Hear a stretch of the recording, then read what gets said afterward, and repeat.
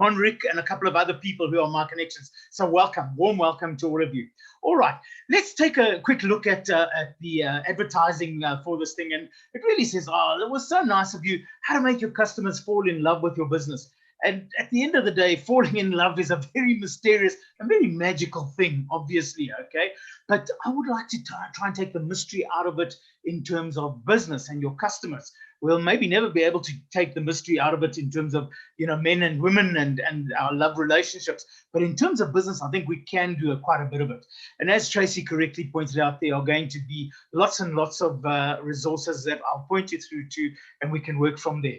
This is a little bit of a cheeky one for me. This is the book that is an update of another book that I wrote recently, or actually it's a little bit long ago. It was called Rugby on Saturday is Just Not Enough.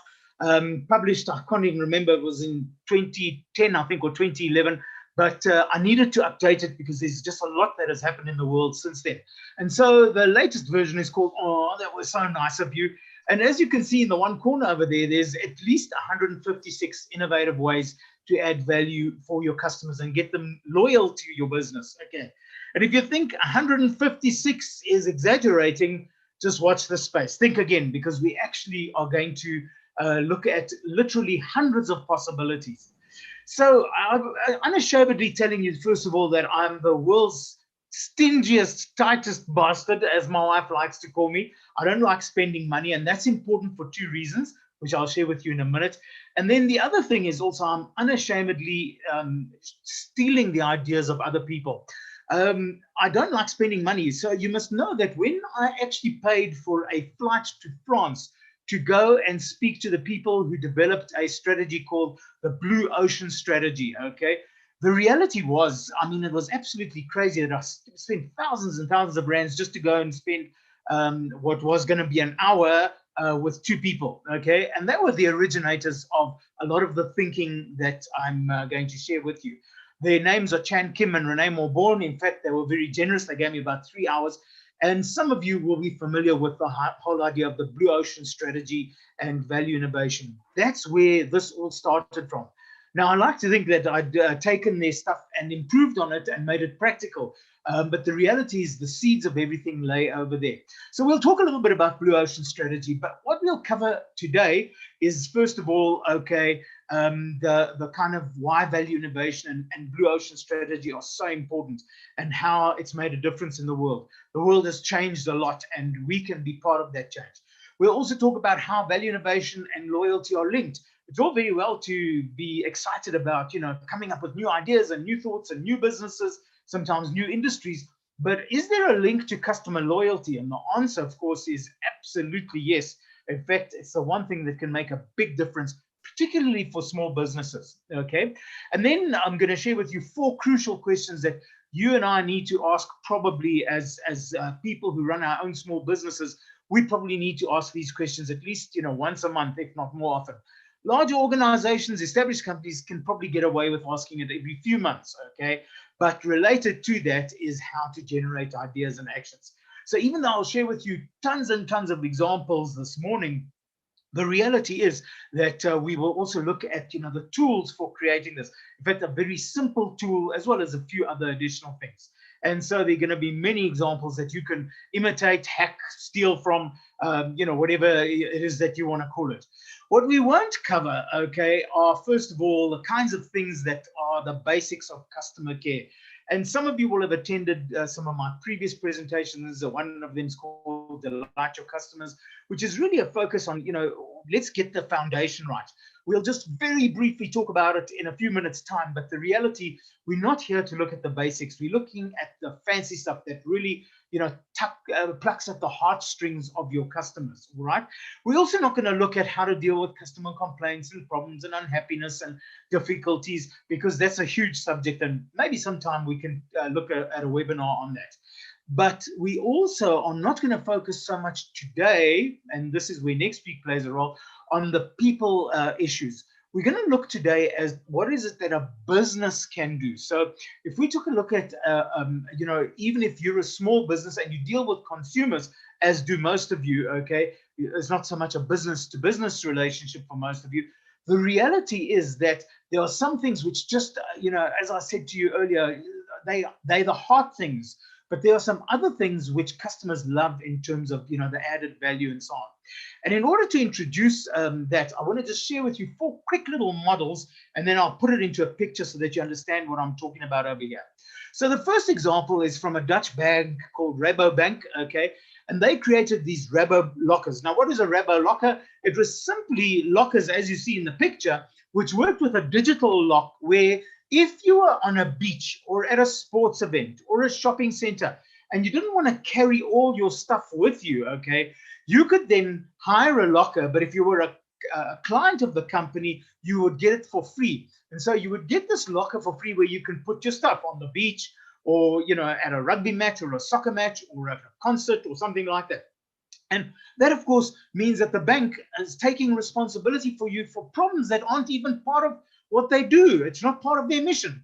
But if they then broaden their mission, say, actually, we are here to take care of our customers' assets, to be their partner in looking after what they have, it makes perfect sense, okay? The next example I'd like to share with you was an example in Chicago where the coffee shop just behind this bus stop, okay, it was a little diner, a greasy spoon, as they call them in the United States, saw that many of his customers were freezing in winter. So Chicago in summer gets incredibly hot, and in winter gets quite cold, okay? So what he did was he just installed in the bus stop a little heater, which you can see right at the top there, that little yellow piece, okay? And what he also did then is every once in a while, every 10 minutes or so, he'd send out one of his staff with a tray of coffees and, hot coffees and hot chocolate and some snacks, just to say to them, hey, I'm thinking of you, and I can see how cold it is. And of course, that created a tremendous positive amount of publicity for his business. The numbers went up, but also he started challenging other businesses to do the same.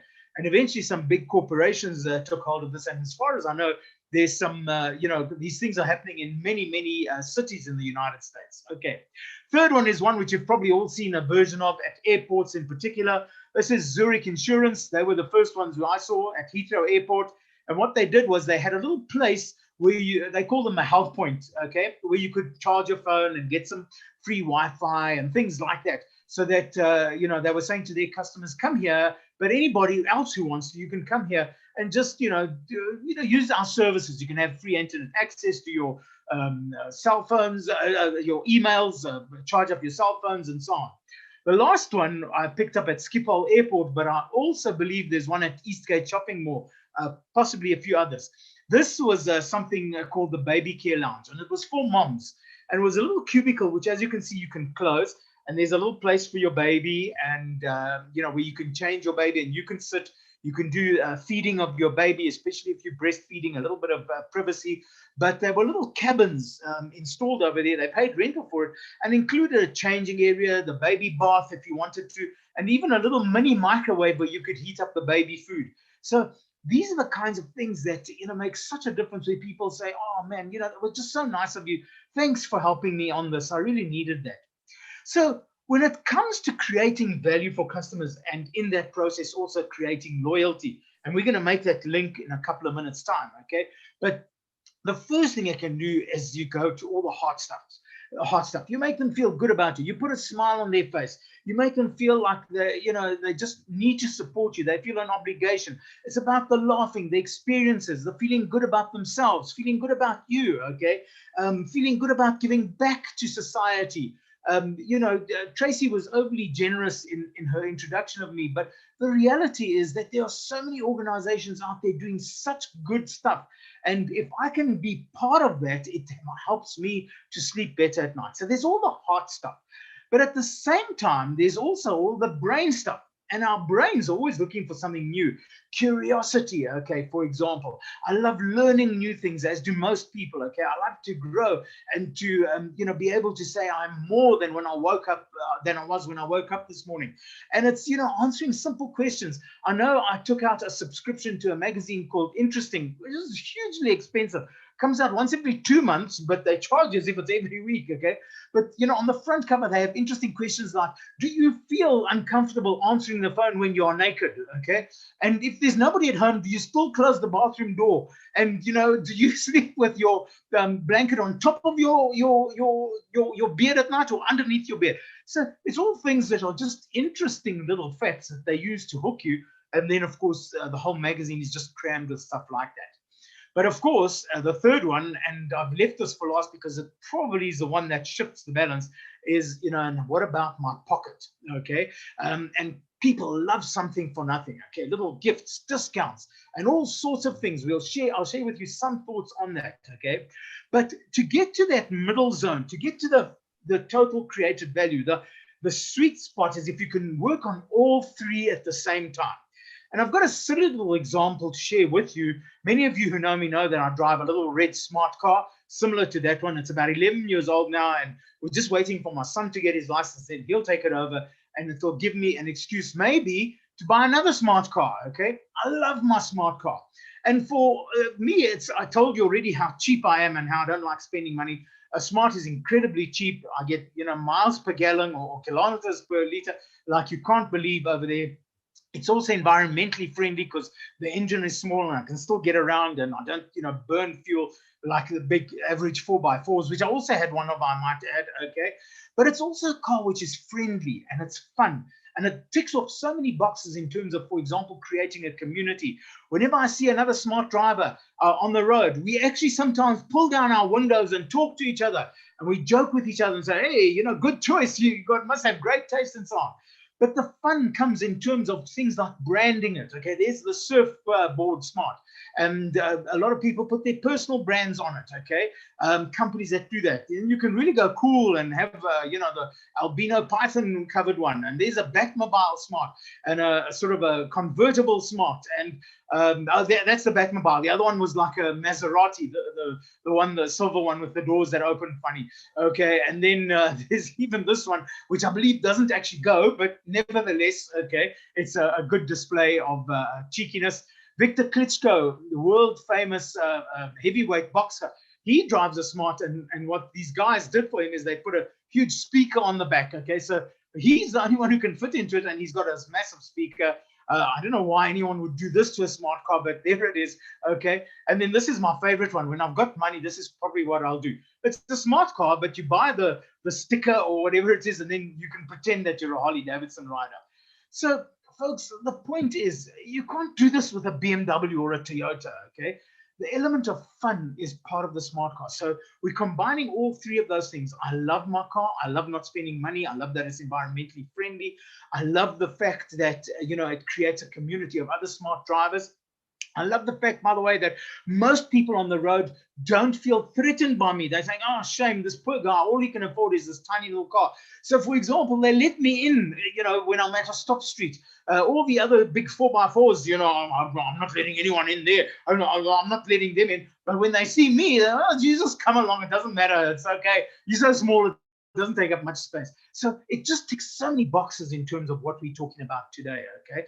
And by the way, George Theodoridis, who's a mate of mine who's on this webinar, he is about 6'4" tall. And him and he actually fits into the car. So it's deceptively small because inside it's actually quite large, okay? So let's take a look at value innovation. I told you that was one of the questions that we were going to answer. And this is a little quotation from Mark Twain. The best swordsman in the world, he said, doesn't need to fear the second best swordsman in the world. So if you have a business, you don't have to worry about your competitors that are close to you.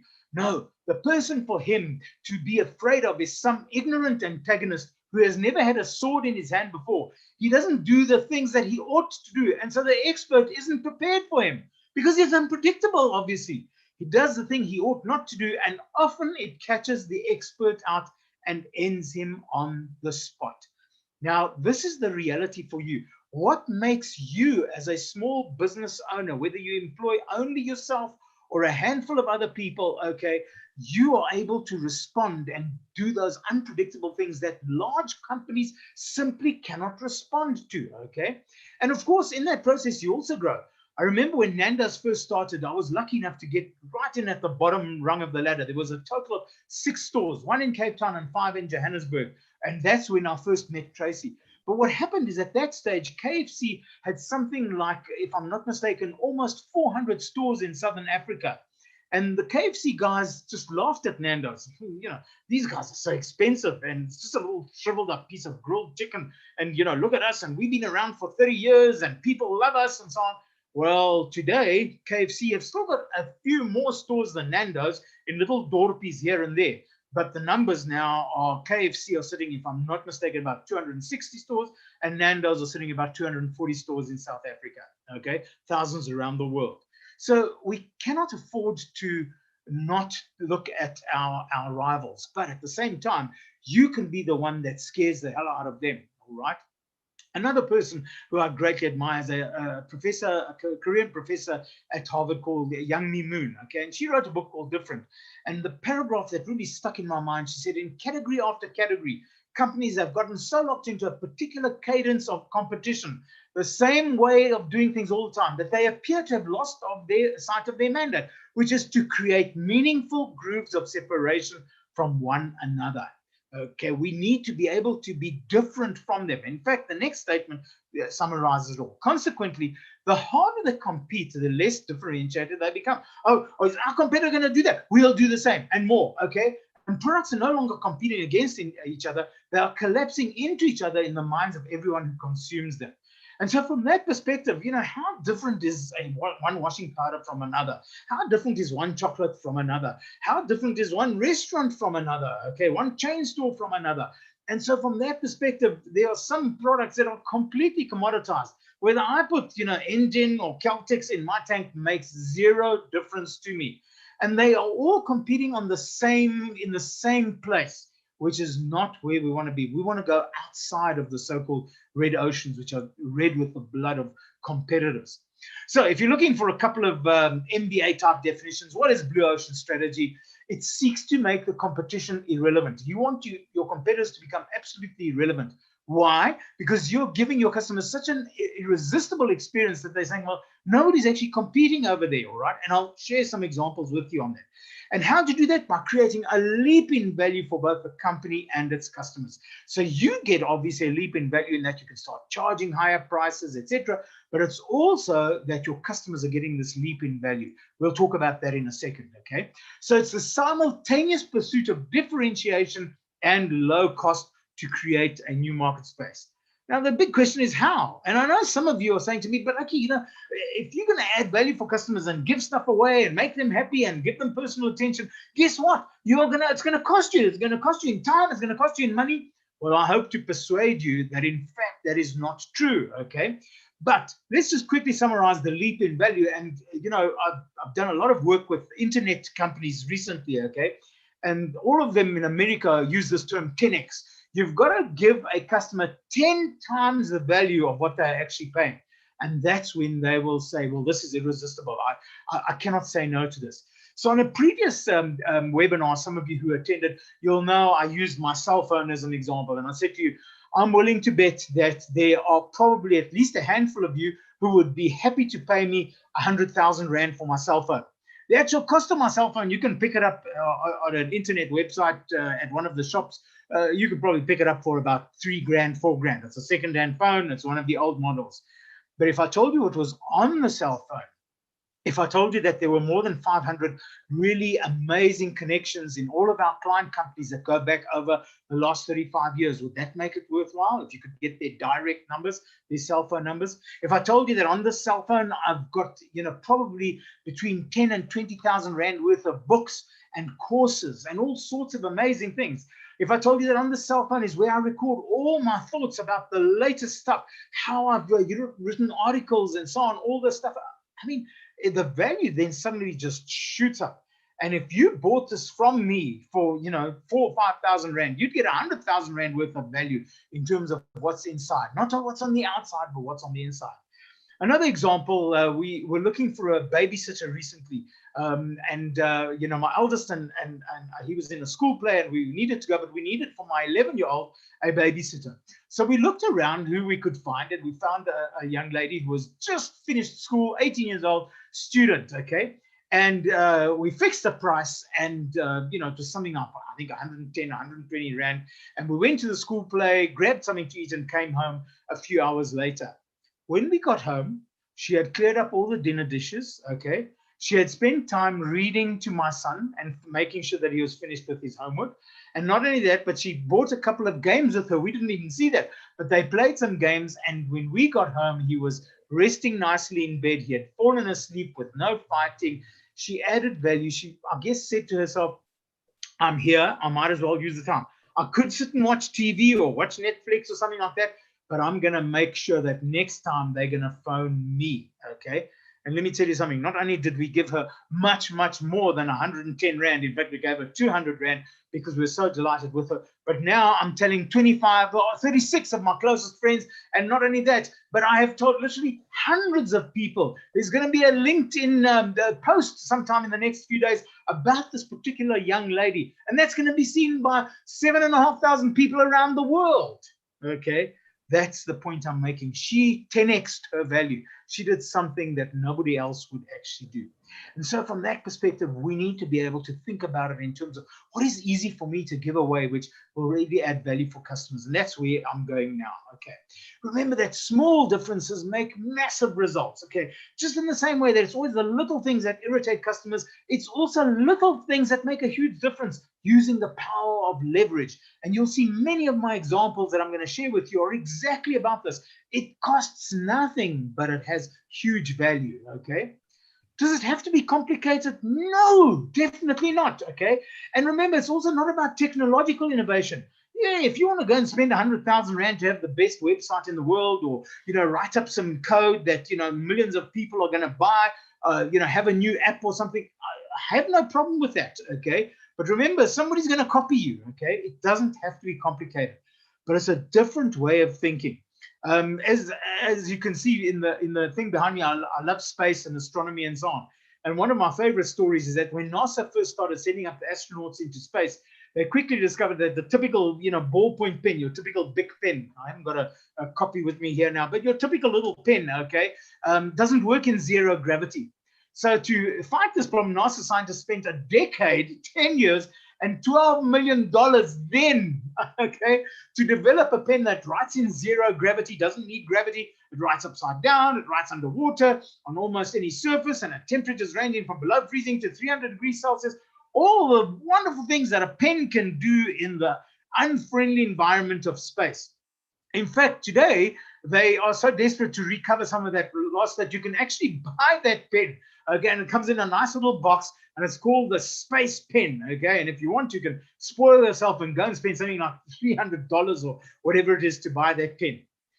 The Russians never had that luxury. Okay, and so what did the Russian space program do?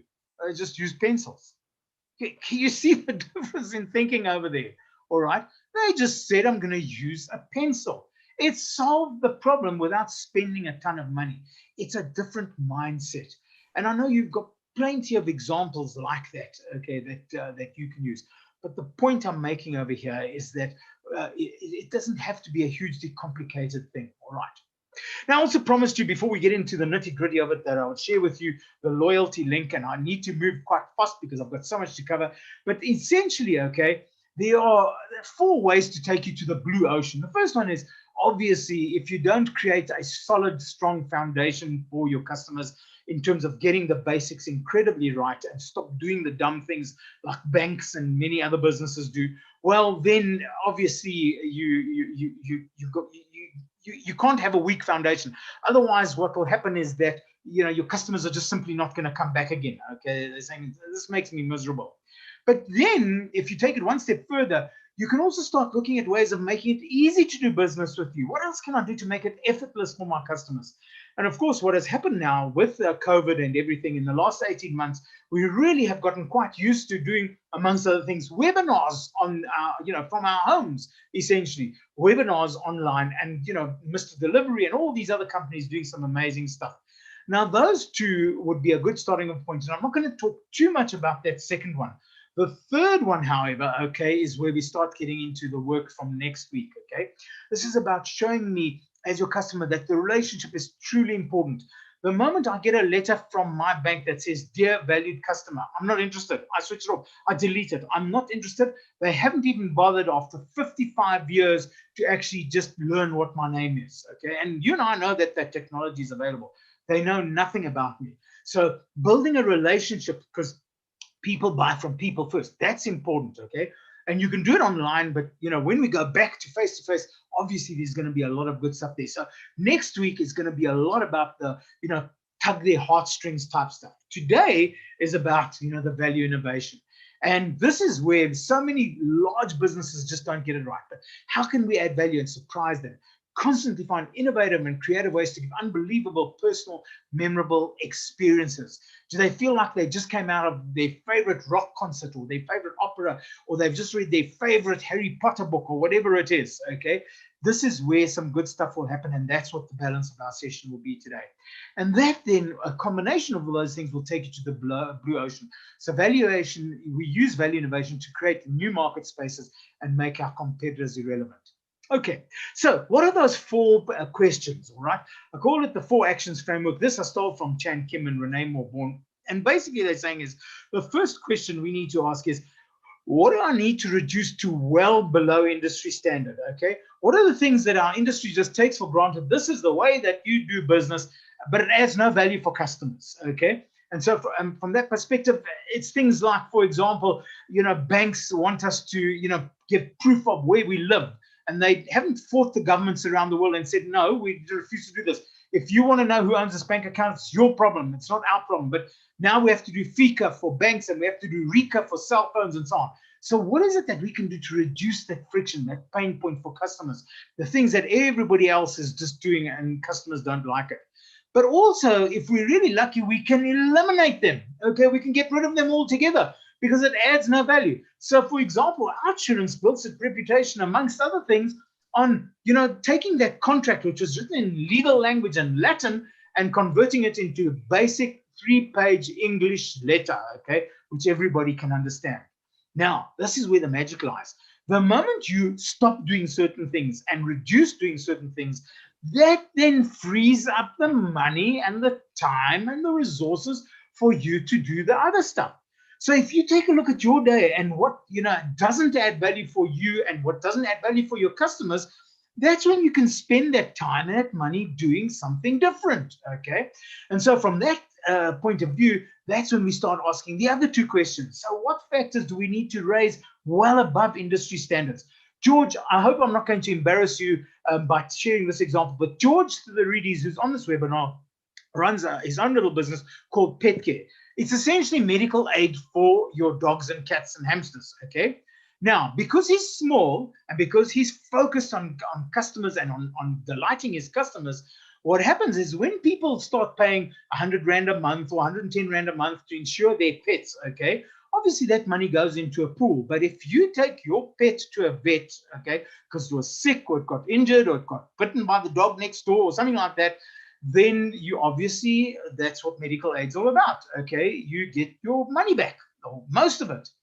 So George got a message from one of his clients where she had a pet that got sick. She took it to the vet that morning, and then she went home and she submitted her claim. George sent her money immediately. He sent her proof that the money was already deposited in her account.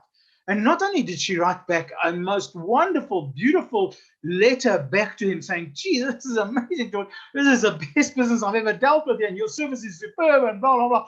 But at the same time, she also went onto Facebook and spread the story amongst all of her friends, okay? So the point is, when we do something that nobody else does, where we're saying we're going to do it faster than anybody else, we're going to do it better than anybody else, we are going to offer a better deal, 10x the value, then obviously customers love that, okay? And then you might also then create from scratch. A lot of the ideas I'm going to share with you today are creating from scratch, okay? Doing something from scratch. So which factors can be created that the industry has never offered before, okay? And there are dozens of examples, what Netflix did to DSTV and many, many others, what Uber did to that taxi industry. They created a new industry, okay? And that's where you get your new industry value curve. You have disrupted everything, all right? And we as small business people are able to do that. Okay, now I'm going to just pause as soon as I'm finished. No, in fact, this would be a good place to actually pause and just ask if there's any questions. I know I've been just, going forward like a freight train. I saw there are some people in the chat over there. Daniel Brower gave, oh, okay, that's it's a nut. I hope you can hear. Have we sorted that all out? There is sound now. Okay, it looks like it was mainly sound issues. Tracy, have any questions come up? Anything that we need to answer before I go forward? No, Aki, not in the chat box. Okay, fantastic. Okay, because now that we move on to the practical how-to stuff. Fantastic. Okay, so how do we do this? And I mean, the model is so simple. I sometimes wonder if I'm not ripping my customers off by the simplicity of this. They pay me an obscene amount of money to teach them something which is so obvious. But this is at the heart of everything that we're talking about, okay? It's related to customer journey maps, those of you who are familiar with them, okay? And it basically goes something like this, okay? That any business will have a journey map, and this one is a very generic one that I'm putting up over here, that when your customers first get to know of you, either because of something that you said or because they picked up an advert or something like that, there's an inquiry, and then with a bit of luck, they then decide that they're going to buy something for you. And now what happens is you then deliver, whether it was a product or a service or an experience, whatever it is, but you then deliver to them. It might require some installation, if you're buying a new stove or a fridge or something like that. If you are, bought a torch or a new generator, as we just bought against Eskom, okay, there might be some supplements that you can sell them, that things that go together. Maybe it needs some maintenance and you can help them with that. And then at the end of its life, can they dispose of it? So, for example, I know there's a business in Johannesburg that goes to all the garages that service your car, and they're saying, well, please don't pour all that oil that you take out of the cars down the drain because it poisons our water and it's very dangerous. We'll come and fetch it from you. And so they come and they pick up, using environmental friendliness, okay, they come and pick up all the oil from millions of car engines, and instead of this going into our drains or into the ground, they then clean that up and they resell it. Okay, so that's their business. Okay, so the final disposal. If you've ever got rid of a big fridge, for example, where do you put it? I know that because I'm stingy, I keep it in the garden just in case one day I can use it for something. But in reality, okay, it does nothing. It just takes up space. So those are the generic phases, and you can obviously leave out a couple of them for yourself and for your business, and you might need to actually add a couple of them. Now, what do? We take those 6 to 8 stages of the customer experience journey, and at every single one of the stages, there are probably a dozen or more possible value levers. In fact, you're going to get a list of 86 of them, 86 possible ways of adding value. It's in the handouts, which Tracy is going to send out straight after this webinar is over. So what you then do, and this is the core, the essence of it, is you create a buyer journey map. There are the stages at the top: inquiry and purchase, delivery, installation, use, maintenance, any supplements we can sell, final disposal, and more. Okay, things like anything else that you can think of. And then along the left-hand side, I've just got a few examples, but you can put things like, can I improve my customers' productivity at the beginning, in the middle, or at the end? Is there something that I can do to simplify their lives and make it simple? Literally at the click of a button. At the click of a button, I can actually order any book that I want to from Amazon.com. They've got all my details, my credit card, and so on. All I have to do is, click on the book, and then on the right-hand side of the screen, it says, okay, buy now with one click. It's fantastic.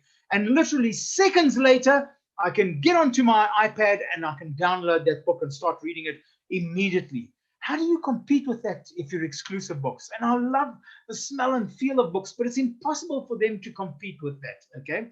Another one is, can we make it convenient, related to simplicity? Can we reduce our customers' risk in some way? Is there something that we can do so that they feel safe? I've got an example of SL Cap, which is a security company in my area, started by a rabbi of all people, okay? And can we let them have some fun and want to be associated with our brand? Well, they want to have a tattoo on their shoulder of our brand over there, all right? And then environmental friendliness. I told you about one of the reasons I bought my smart car is because I'm a bit of a tree hugger. Now, what happens is that if you combine those, it's not always possible, but if you say, okay, how can I make delivery and installation convenient for my customers? Is there something that I can do that nobody else offers, but which they will love? Or is there some kind of a supplement that I can sell them, which is going to simplify their lives? We'll look at an example of that in a couple of minutes' time. Or maybe in terms of final disposal, environmental friendliness, there's that oil one. There's my fridge one. The people who sold me in my new fridge never offered to come and fetch the old one and rework it or redesign it or reuse it or even fix it and sell it back to me. They said, well, it's your problem, mate. Okay. So from that perspective, you can see already we have got 36 possibilities. In fact, the possibilities are endless, okay, in terms of how you can add value. And you can be the first in your industry to do that. Okay. So because I know you don't believe me on all of these things on the left-hand side over here, I'm going to share with you 30 more examples. I've chosen them from the list of 86, and you can probably think of even more. Okay, so here's a small sample. For example, can we start by reducing or eliminating pain points? I already spoke to you about how much I hate my banks. And in fact, right now, I'm really outraged by the way my main bank has been treating me. And after 55 years of business, I opened my first account there when I was 8 years old, a little savings account. I'm out of there. I'm out of there. They just don't get it. And truly, I'm not a hateful person. Those of you who know me know that I'm actually a lover rather than a fighter. But if there's one organization I hate, it's my bank, okay? They just don't get it. It's quite simple. And it's not only the difficulties like Fika and Rika, but the trust has gone, okay? They've never acknowledged anything. They tell me that I've got 32,000 points, e-bucks is what they're telling me, but it's impossible to get something for these things. So, I'm just not interested in doing business with them anymore, okay? But if you are going to start up your own bank, as did Capitec almost 15 years ago, they have taken 15 million customers away from the big four arrogant banks. Okay, how did they do that? By focusing on customers. That's what we're talking about. Okay, so what can we do to reduce their pain? And here's another one. Can we buy and fetch versus what else? Okay, can we do a sort of we come to you? Two examples over here. First one, Uber Eats. And we all can't go to restaurants to celebrate anymore, obviously, because of all the lockdowns and everything. But Uber, I mean, is just fantastic, okay? Uber Eats and Mr. D Food. So from that perspective, we're getting restaurant quality meals at home, a friendly guy, and now you can even track them as they leave the restaurant. So, your food is being prepared, and then you see the guy getting on the motorbike, and then he stopped at that set of traffic lights, and you can actually go outside because you now know that he's 30 seconds away from your house. Absolutely fantastic, okay? It's just saved a lot of problems, and I'm pleased that the restaurants are able to sell at least some meals while customers not going there, all right, which, as you know, it was just a stupid decision that the government made about those things, taking away our choices. But I accept that maybe they needed to do that. But at the same time, it's at least keeping restaurants going and keeping the jobs going. All right. Another good example is PG Glass, okay? We come to you. If your windscreen is broken or there's a crack or someone broke into your car, we know you don't want to get into your car and drive with all this glass on your back seat and so on. So we will come to you. We'll send our friendly serviceman there with a bucky, with even got a vacuum cleaner, and we will come and do it at your premises. We don't even want you to come outside. Just give us the keys of your car and we'll take care of it. So very convenient over there. All right. A couple more, okay? Can you share information that I normally cannot access? Okay. The estate agent in my area is absolutely fantastic. And if we ever have to sell our house, we're going to go to her. Because what she's done is she creates this was a postcard, but she's also created a little email and so on. And she says to us, are you preparing to sell? And, we get all those estate agents always asking us that. But the reality is what she does is every few months, I think it's about every 6 months or so, she shares information with us. She says, right, I've looked in our records, and in the last 6 months, the following 17 homes were sold in your area, and these were the prices. I wouldn't know where to look for how much that house down the road actually got sold for, but I would love to have that information. And that's where, of course, what happens is that she shares that with me. It adds a tremendous amount of value because I now know what my house is worth approximately in terms of the buyers. And I can either say, no, I'm going to hang on, or it's a good time to sell. So that's just one good example, okay? You can help me by telling me who my rivals are. Who do I compete with? What do you know about them, okay? You're perhaps somebody that supplies your customers, okay? And maybe you can tell them about, especially in a business-to-business context, what is that their customers, their competitors are offering, okay? Where is it that you can help in terms of the information that you have? And of course, you know what you do backwards, so you can give lots of free advice and tips and all sorts of things. I know a couple of you are offering, for example, cosmetics, okay? Doing little webinars, little Facebook videos on how to take care of your skin, why you should put on moisturizer every night, and all those other things. Might have been done before, but you put your special spin on it. Tips for saving money. And this is where, for example, okay, I love SL Cap, Centerwood Linksfield Cap is the cap branch in my area. Every Thursday, come 3 o'clock, I know I can set my watch by it, okay, that they actually are sending an email out saying, okay, this is what happened in your area in this last week. We had no contact crimes. We had one attempted break-in over here. The garage down the road got taken over. And by the way, in an adjoining suburb, somebody was stopped at a set of traffic lights and somebody snatched the handbag. And then they send us warnings and tips. And they remind me every single week about, be careful. There's a silver BMW with this number plate in your area, driven by 4 males. Be careful. Somebody's going to knock on your door. They're going to tell you they're from the municipality, that they want to check your water meter, and so on and so on. They are adding a tremendous amount of value. Do you think I notice, what they charge me every month? Of course not, okay? Because they're adding lots and lots of value with the information that they have and prepared to share. What other tips can you do to make my, life a little bit better? Can you train me and skill me, okay? Now, you're not going to believe this, but this is actually a hardware store, okay? This is Builder's Warehouse, all right? And this is the part for the contractors. This is where the contractors go and buy cement and concrete and everything else that contractors buy. But look at it. It's like a fancy business, okay? But you see, Builders Warehouse made a wonderful decision about, for example, they're saying, we know we get a lot of women who come into our business, okay? And as a result of that, okay, we need to make it attractive for women, because Aki he's going to come in here and he's going to buy, 10 nuts and bolts, okay? But his wife is going to come in here and she's going to buy that wrought iron furniture for 10,000 Rand, okay? So they make it attractive for women. Women can get comfortable at Builders Warehouse and get free advice. And they sometimes run courses. My branch at Meadowdale, they run courses on how to rewire a plug and, how to service your generator and all sorts of things. They even had a Doom demonstration. They took a Doom representative once, and she came with a whole bunch of little free samples of Doom. And what she did was she actually ran a little 20-minute course, okay, on Doom, okay, and pest control in your house. And then one of the things I learned is that rats and mice, for example, they never go across the room. They always stick to the sides. So if you put a trap out for a mouse, you must put it in a little dark corner on the side, because that's when they are comfortable. So she added a tremendous amount of knowledge to me. And then she handed out all these samples of Doom. So we also got something for nothing. I think you all understand. And then, of course, Builders Warehouse also did all that DIY TV series that was on DSTV, and you can download the videos and so on. Okay. Are there creative payment terms? Can you waive fees, for example? So, for example, if it's quite expensive dealing with you on a regular basis, maybe you can go to a month-to-month retainer, okay?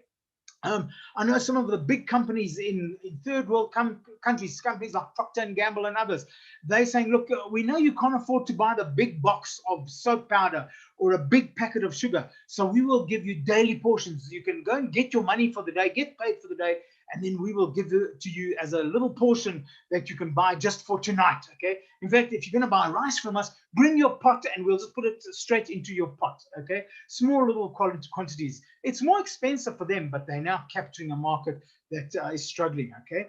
And then, of course, discounts and bonuses for early settlement, and not only a discount, but also, little bonuses. And because you're one of our best payers, here's something for nothing for you.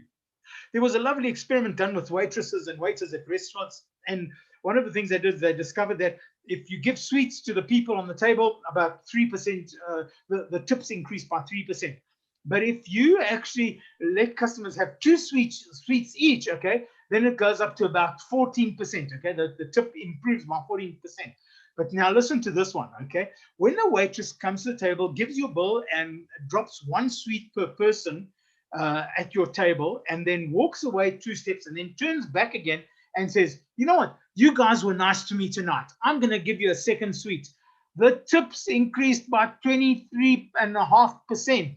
Okay. It's all a perceptual thing. Okay. It's got nothing to do with whether your meal was great and so on, how many sweets you got, but it was everything to do with the way you were treated.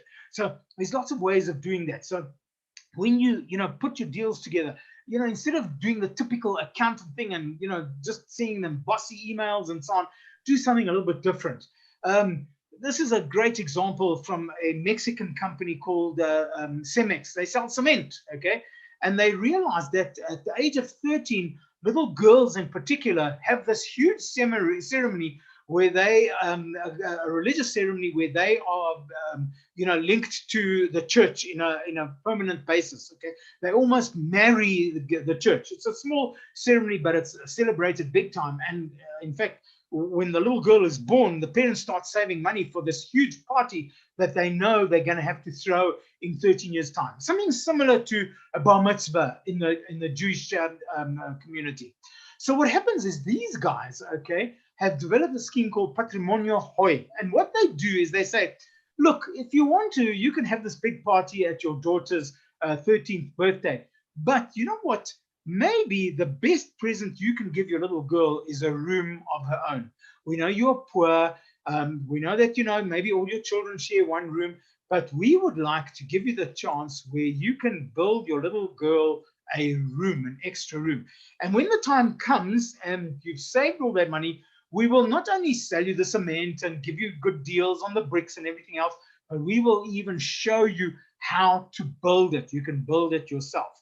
And that thing has been going around for 20 years now, and they are incredibly successful, selling their products as well as a whole bunch of others, but getting incredible good publicity and loyalty. So as a corporation, if you're a building company saying, oh, gee, these guys do good in the world, and we'll support them because they do good in the world. Okay. I recently didn't pay one of my bills, and the email, this is the email. It just said, please, we're getting desperate. Please just drop us a check. Please, we're begging you. Okay. I mean, it's just using a sense of humor. Instead of saying, this is a red demand letter, which is what I get from my bank. Okay. The only time my bank ever phones me is if I'm in overdraft, and they charge me, by the way, 120 Rand for the privilege of bouncing my stuff. The reality is that if they were nice, they would get much more cooperation from me. Okay. So lots of creative ways of doing that. Okay. And then rewards and gratitude. By all means, do a loyalty program. Have points and cards and do a MVG like the casinos do and so on. But the reality is, oops, there's my alarm. I now officially have 5 minutes left. Okay. I'm going to go just a little bit over because we started a bit late, if you don't mind. But a gift is so much better than just points, okay, and something special. So, for example, the Riverside Hotel in Durban, I used to go there on a regular basis at one stage. I was there once a week for 3 days a week. And the hotel manager said to me one day, she said, listen, do you want to bring all your clothes and your toothbrush and your shaving gear every time you come here? Because tell you what we'll do. Why don't we keep all your stuff here? Because we know that next Monday, you're going to fly here. You're going to spend Monday, Tuesday, Wednesday here, and then fly home to your family. So we'll keep all your stuff here. And what we'll do is, as soon as you leave, we'll get it washed up nicely and so on. And then when you come, it will be in your room. Okay. So now I can walk like all those millionaires walk through the airport with just a little briefcase. I don't need to drag a suitcase full of all my stuff, including my pillow, because they've also got a special pillow for me there. Okay. Just little touches like that. I don't care about, points and things. Another one, my youngest is due for a car. I told you earlier he's going to my oldest, sorry, not my youngest. He's going to go and get his license soon, okay? And we're already thinking about, what's going to happen when he gets his license and insuring the car. And let me tell you, the inquiries that we made, okay, to find out what it's going to cost us, okay, one company, and that was Hollard, said, and by the way, since we know that you're a loyal customer, what we are going to do is as soon as your son gets his license, okay, we're going to send him for free on a defensive driving course that we have at Kyalami. And what will happen, okay, is he can go on the skid pan with his car and learn how to defensively drive against other drivers on the road. Brilliant. Okay. And I've seen this happening so often with other things, other examples. Customers, have their photographs taken and they put up in a wall of fame, electronically or otherwise. At Liberty Life, they named all their training rooms and their meeting rooms after their best brokers, and so on and so on and so on. Okay, so it's just much better than a stupid little point system. Okay, so those are the 10 that I just gave you. So there were 6 in that little matrix. Here's another 10 now, and now there are a whole bunch of others. Okay, as they say in the TV, but wait, there's more. Here's another 10, and we don't have time to go through them. I just want to share with you 1 or 2 more examples, but each one of those has got its own examples. And remember that you can do them at just about every stage of your buyer's customer journey. The one that I want to focus on and just share with you is Takis biltong. Took a decision one day. They said, well, when you eat biltong, the little bits of biltong get stuck in your teeth. So what we're going to do is in your package, we will put a little toothpick. And sadly, that idea was actually stolen by Woolworths, okay? But it was Takis biltong who were the first to do that, okay? So for those of you, by the way, who are from overseas, if any of you, biltong is jerky. It's dried meat, dried seasoned meat that is very popular in South Africa, okay? But there's also things that go well together, okay? If you look at books, book lovers love cake and coffee with books. Exclusive Books does a deal with Seattle. I flew with Etihad recently, a little while ago, and my youngest son was about 3 years old. And Etihad does this thing called the Sky Nanny, where one of the staff puts on a special uniform and a badge, and then she comes and fetches all the kids up to the age of 5, and she takes them to the back of the plane and keeps them entertained so the parents can have a rest, okay? All sorts of things that you can do. If you go and buy a new car, they do the license for you for the first time. But why can't they do it the next year? Why don't they phone you next year, 10 months and say, hey, listen, in 2 months, your license is going to become due. Can we do that for you? And I would be happy if they even charged me for it, okay? And so on and so on. So, folks, those are the kinds of things that make a big difference. And there's even more. There's another 10. So now we're sitting at 36, okay, times 6. Okay, just a couple more. I saw this at a chain restaurants recently, not Nando's, but I don't have their permission to tell you. But what actually happens is the Pepsi rep came to them and said, "Oh, I'd like to give you a chance to sell Pepsi as well as Coke." And they said, "Look, there's no space." And when he walked through the back areas, he saw that in the backyard there was some space for them to store Pepsi. So he said, "I'll tell you what, we will build a cage, a special secure cage, and we'll deliver the Pepsi into the cage, and then your guys can come and put it into the fridges." Okay, just being a little bit, creative about that. Okay, and then you can look across time and external trends that affect people. I needed to throw Apple in there. Okay, Apple with Apple Music, they saw a trend over there. They said, look, there's a problem with Napster. Where the musicians like Metallica and all the others are getting very uptight about people stealing their music. Okay. So we will not only have a beautiful device called an Apple iPod, and I have one of these. I have that little bright green one, okay, in the middle over there. But they say, but what we'll also do is we'll sell the music, and you can buy per song. And of course, the rest is history. The Apple Music is probably the most profitable division at Apple, even now, 10 years later.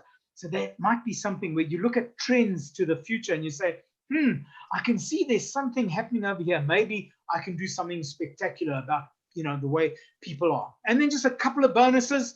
You can go after your non-customers who would never have considered buying what you sell, but they could be a huge group of customers. So Kulula, when they first launched, they said, we're going to go after all those people who catch buses and trains and taxis, and they think that they simply cannot afford to fly. But we are going to make it affordable, okay? And they then started doing the low-cost airfares, okay? And certainly the lady who worked for us at home, she took advantage of that. We helped her. In fact, the first time she flew home to Durban, okay, she lived just outside Durban. Her home was there. I flew with her just to reassure her and to hold her hand. And, they went after customers who would never have even thought about it, okay? Another one, can you look across alternative industries, not only at substitutes, but also include the products that have different functions and forms? So, for example, if I said to you, what is a good night out for you under normal circumstances? You could go to a restaurant and they're all fighting to get your attention, especially when they're all in the same area.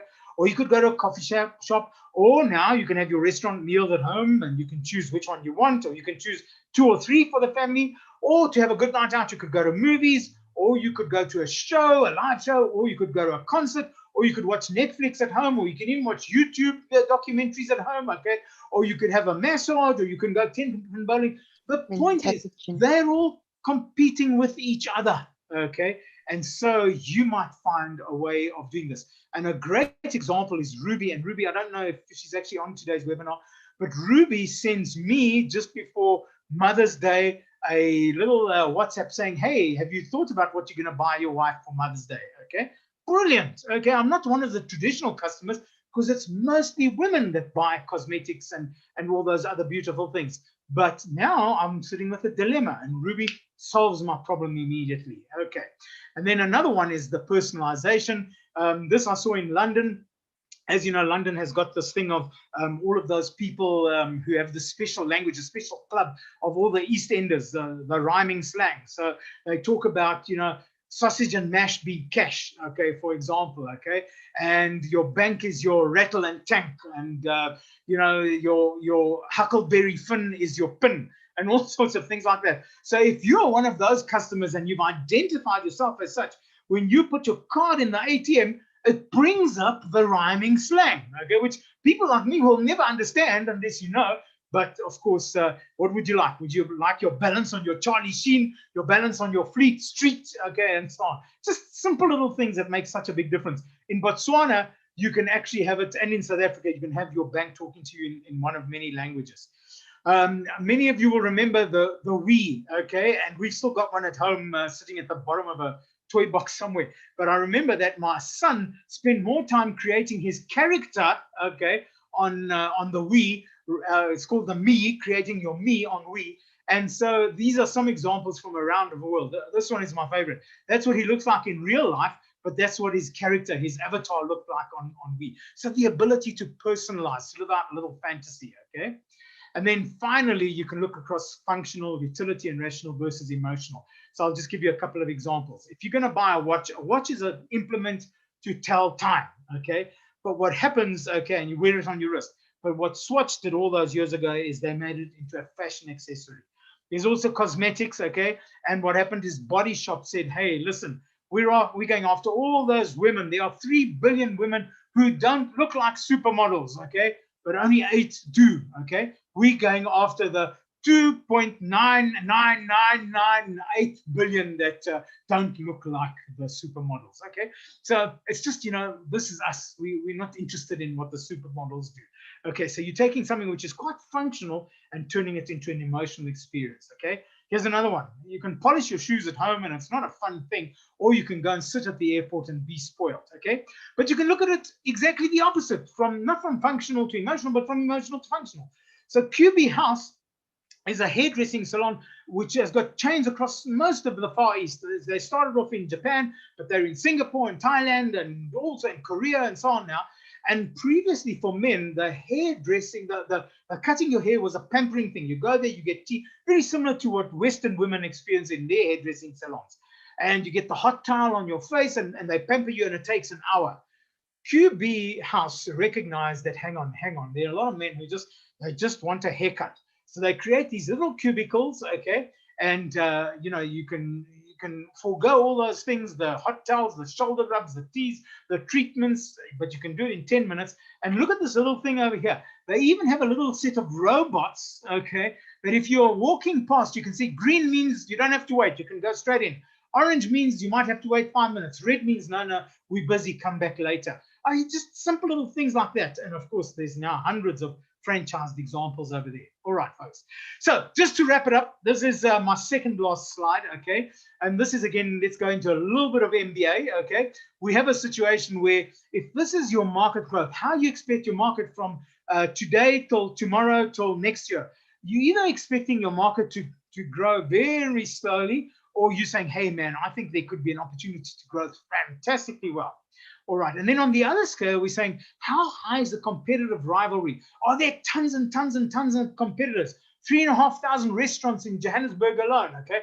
Or are there very few and far between? So obviously the red oceans where sharks are fighting sharks are in the lower half, high levels of competition. And even if they are growing, okay, like internet businesses, you know, and restaurants and so on, the reality is that it's still a red ocean. The blue oceans, okay, are where there is less rivalry, where you are going to a place which is unexplored and uncharted, where customers don't even know that you exist or that particular feature exists. And so what happens is you get the settlers, the big ones, usually the big banks, the big producers, the big retailers, the big supermarkets, okay? And then you get a whole bunch of others who are followers. They just do exactly what the others do, and they hope to grab a bit of market share because they're saying, hey, it's quite attractive because at least it's growing. But then you have those that go after specific little niche. Okay, we are only going to go after those, 3,000 people in Johannesburg who have this particular need. Okay, and that could be a very, very significant thing. But the true innovators, the true value innovators, are going after where there's no or little competition. Okay, but where the growth will be high in future, where you will have your competitor saying, oh my goodness, we saw this coming, but we didn't respond, we didn't react. So one of the things that Nando's did is they said, we are healthier than KFC. We don't fry our stuff, we grill the stuff. And they went and did a deal with Discovery Vitality, and now you can actually get a reward for that, okay? And so what happens is they became the innovators and changed the market. And now, of course, there are others who have followed them, but Nando's is the leader. Okay, folks, if you're somewhere in between, you're going nowhere. That's why the cloud is gray. I think you need to make a choice. Even if you make a choice to go here to the followers, but it's best to go niched or innovative. Okay. And so ideas are like rabbits. You get a couple, you learn how to look after them, and pretty soon you have a dozen. It's the combination of things which affect the heart and the mind and the pocket of your customers. I know you guys can do something spectacular. And this is my last slide. Remember that out there in some garage, and I hope this is you, is an entrepreneur who's forging a bullet with your name on it, taking on the big guys. You've only got one option now to shoot first. You've got to out-innovate the innovators. That came from a chap called Gary Hamel, who's one of the big, strategy people in America. But the reality is he's saying there are a lot of people out there coming up with all sorts of ideas, the Ubers, the Amazons, which have become giants today. Just the other day, Jeff Bezos said, all businesses fail. It's just a matter of when. And that sense of paranoia has created even more and more new things that Amazon offers, but they know that there's going to be competitors. But you are that entrepreneur in a garage somewhere who's going to be the disruptor. And I know of the 36 odd of you who are on this webinar today, at least a dozen of you, if not more, are going to be doing that. I know. So from my side, I'm going to open it up to questions if we have time for that. I went again over my time. But are there any questions that you'd like to ask? I see there's 23 here. I can see it on the chat. I know